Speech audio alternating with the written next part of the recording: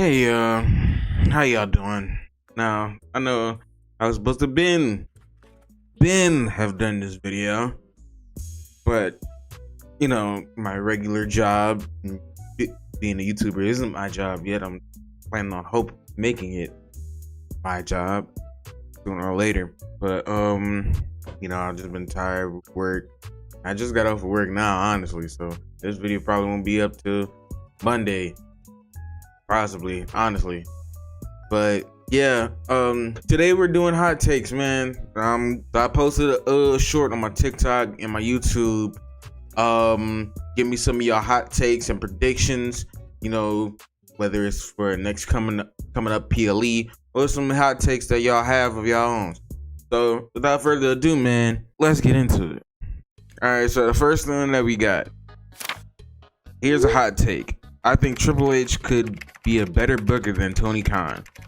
I feel like already, I know I've been starting to watch some AEW, and I like the booking of the story that they have with Jon Moxley and the Death Riders, what they got going on and running NXT. I said NXT. I meant running AEW, and Orange Cassidy is involved in this storyline. And a few others that are basically rebelling against the Death Riders and trying to make AEW what it once was and get that title out of Jon Moxley's hands. And I like that. I like that storyline. And I say with Triple H, again, people would have thought that. Again, let's take his booking with Bad Blood. But I know with The Rock coming out and everything, but let's be honest here. The main event should have been CM Punk versus Drew McIntyre in the Hell in a Cell, which that Hell in a Cell match was fire, by the way. And if I want to even talk about it, the booking from Saturday Night Main Event, that, I don't know, it's just the whole PLE kind of felt rushed, because I know it was on NBC because the news. People gotta watch the news, man. So yeah, I know it was rushed. It was very rushed. But yeah, I feel like already with all the stuff that Triple H has done for WWE this whole year, really, I feel like his booking skills I feel like they're up to par.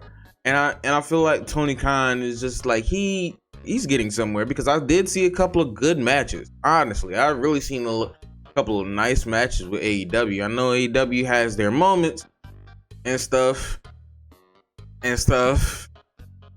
lot of stuff, but I feel like that he's not there, but I wouldn't say we could really have that conversation, right? And if you want to count the stuff with what the top stars on AEW, like what Bryan Danielson, Jon Moxley, Swerve Strickland, Hangman Page, like Adam Cole, MJF.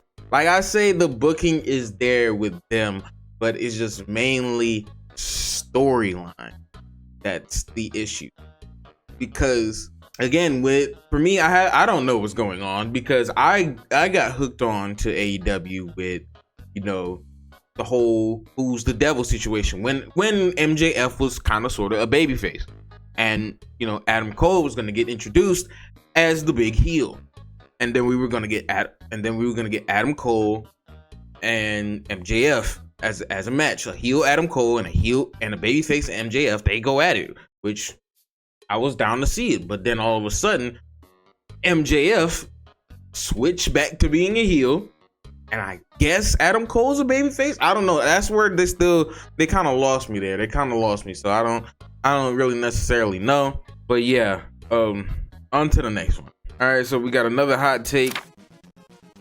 If the Lucha Bros come to WWE, they should win titles within a couple of months.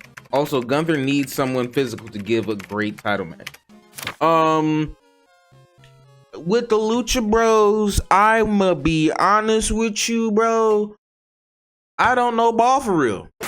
I don't know how they wrestle. I know they've held tag titles and the six-man tag titles at in AEW, but I don't know. I haven't really seen them wrestle for real. So I don't necessarily know if they should win a title match at least within a couple of months. I don't know. Maybe give them time to breathe, because again, we got crazy tags going on right now. Like we got the War Raiders, we got the New Day, well, the heel New Day, which is the biggest heels in the company right now. And it's just like, I don't know, man. We really gonna have to see, because there are a lot of tags, and then we got the transfer window is open, so anybody can really go anywhere. So we gonna have to see on that. We gonna have to see. And yes, we're gonna need, we honestly do need somebody physical for Gunther. I'm talking about, I feel like that a Sheamus and a Drew McIntyre type of person would be great for Gunther, because with them, he put on good matches. Like Sheamus, Drew McIntyre, he put on great matches with them, and they are physical wrestlers. They don't really do all that the top rope and stuff. They will get physical with you. They will really get physical. And I'd say if you put him up against a Braun Breaker, not Braun Breaker, Brock Lesnar, and as if Brock Lesnar ever ends up making his return, I wouldn't mind seeing a Gunther versus Brock Lesnar match. But I feel like it wouldn't be for the title. I feel like that it wouldn't be for the title. At the time, he really wouldn't have the title around. I would just like to see him just really go at it. And not only that, it's just, yeah, because if you really see it, there's not a lot of big guys that's really physical, like that'll stay really on the ground with you necessarily. And if we could really pick someone, I'd really go with, I wouldn't mind seeing Gunther versus Braun Strowman. I wouldn't mind seeing that, honestly. It's just, in the words of Big E, two big meaty men slapping meat. Today I feel gay. That's Big E's words, not mine. But it's two big meaty men slapping meat. That's what it is. That's what it is. And honestly, the same thing with Omos too, because they haven't used Omos in a minute. And I think that they should put Omos in the Judgment Day storyline, if really being honest with you, because they ain't got no big, well, Raquel is the muscle. But yeah, we still need more muscle. and I would like to see Omos in the storyline. We haven't seen Omos in a minute on TV. He hasn't been on TV in a minute. We haven't seen that at all. So. All right, next one. Hot take. Seth has always been better than Roman, but no one is ready for this conversation. Ooh, man. Okay, so with this, man, because if we really think about it, bro, Roman wasn't on top of stuff, like talking about really at a certain point. And his mic skills, on the mic skills at one point were not that good, but now they've gotten really, really better. Seth has always been good on the mic. Those like storytelling, his promos. Roman, he did his thing. He's doing his thing right now, and he's been on fire for a while now. So, like, back then, you could really say that Seth is better than Roman. Back then. Now, I don't think you could really say that, because let's really put it into terms. It's like, with this one, we really don't know. Well, I mean, I honestly don't know, because I love both wrestlers. I love both Seth and Roman. And it's like, I'm kind of, this kind of takes me, this kind of tears me apart between the two, because again, they're both good on the mic, they're both good in the ring, and you know, they're just I don't know. I'm a fan of both. I'm a fan of both, but like I said, if we were talking about back then, yeah, but now I really don't know, to be honest with you. I really don't know. But all right, you got another hot take. If given the main roster run in WWE, the Undisputed Era could have been in the conversation for the greatest factions of all time. Now, with the Undisputed Era, let's put this. I'm gonna say this right now. They're already not in the conversation, but they're already, because of their NXT resume, they've held gold. They've held all the gold in NXT, really. And they are one of the greatest factions in NXT. Now, on the main roster, if we really want to go about it, how will we put them up against like people like the New Day? I feel like, honestly, Adam Cole leading that faction would skyrocket them, but it depends on if they would be either heel or babyface. Them being a babyface, I could see them running a company as babyface. But it would be also cool to see them as a heel, because right now they're not. They were heels in AEW. They were heels in AEW at one point, and it worked out for them. They held some gold. They held some gold, but it wasn't. Again, I don't know. I haven't really watched AEW like that. I'm trying to get myself into watching AEW more. But yeah, I don't really necessarily know about that one. But I feel like if given the chance, yeah. I don't think they would be on par with the Bloodline or the New Day, but I feel like if given the chance, yeah. If given the chance, yeah. Because everybody from Triple H's NXT management run has been getting their chance. Everybody's has been getting their moment, and I think given time, Adam Cole and the Undisputed Era would have gotten their chance, and they would have ran with it.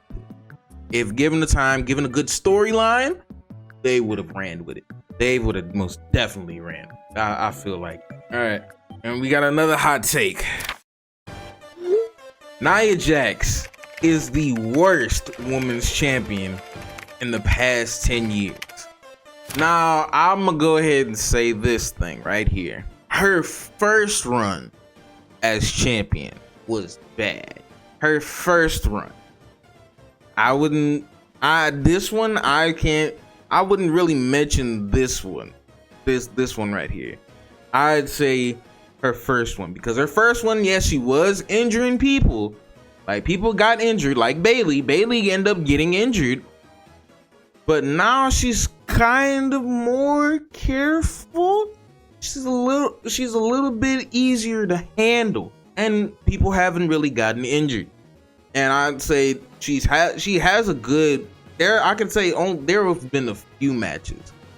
One is when she won the title at SummerSlam. The match at Bad Blood. Honestly, that match was decent. I'd say it was decent. I mean, there was a couple of things that did go wrong in that match. But did anybody get hurt at the end of it? No, everybody is fine. Bayley did not get injured. Nia didn't get injured. We're fine.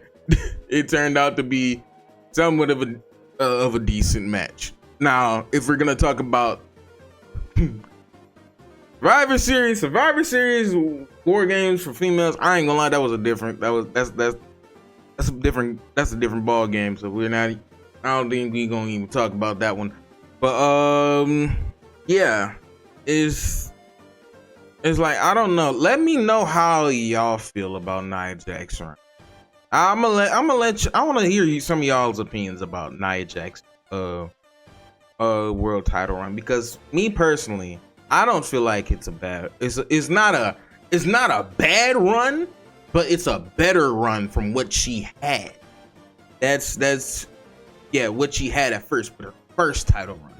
But is this title run is not bad. It really is really not. Okay, now we got run prediction, and this is the last one. Before 2025 ends, Ilya Dragunov is gonna be the one to dethrone Gunther for the World Heavyweight Championship. I think come WrestleMania, Gunther is not gonna have that world title anymore, or probably Royal Rumble, because if we bring into the factor that, I don't know, it's either early 2025 or later, Ben's gonna end up getting a push. Ben is definitely gonna end up getting a push, and I would love to see Ilya Dragunov versus Gunther, but it depends. It also depends on when Ilya comes back, and honestly, again, Gunther is not holding that title for that long. Gunther is not holding the world title until before 2025 ends. He's gonna have it at least at the beginning, a little bit in the beginning of the year, you know, Royal Rumble, Elimination Chamber, then WrestleMania. Either lose it at Elimination Chamber or either lose it at Royal Rumble or WrestleMania. But either way, his reign is gonna end up stopping soon. And we still gotta think about Ilya's still out. He's still out. We don't know when he's coming back. He could probably come back in the Royal Rumble. It's just I don't know, but it's kind of a fact that we're still trying to figure out when is Gunther going to lose the title. Like, because Gunther it feels like he's getting close to losing that title. And honestly, if I'm being honest, this is my opinion, because I know a couple of people feel a certain way about Gunther. I don't think he should lose the title at WrestleMania or Royal Rumble. I'd say not a SummerSlam. It definitely not be a SummerSlam. Definitely not be a SummerSlam. But you know what? Probably, yeah. Around Royal Rumble or WrestleMania. Yeah. Because I don't know, man. I don't know. Again, we still got to play into the factor of when Ilya Dragunov is going to be back, and I'm pretty sure by before the time 2025 ends, he's gonna be back. But Gunther is not gonna have that title when he gets back. He's not gonna have that title when he gets back. But yeah, y'all, that seems about it. You know, I appreciate all the hot takes, man, and all the predictions, man. Let me know if y'all want me to do this again, and I promise y'all, I'm gonna have a set day. I'm gonna have a set date, and I promise you, I got you. I promise you, it's not gonna be this late like I was. I'm not gonna be as late like I was. It's just, man, life be life, man. I'm sorry, but if y'all enjoyed this and y'all want more, man, hit that like button. You know, subscribe if you're new to the channel, and turn on those post notifications so you always know whenever I upload a new video. And with that being said, I will see y'all in the next video. Peace.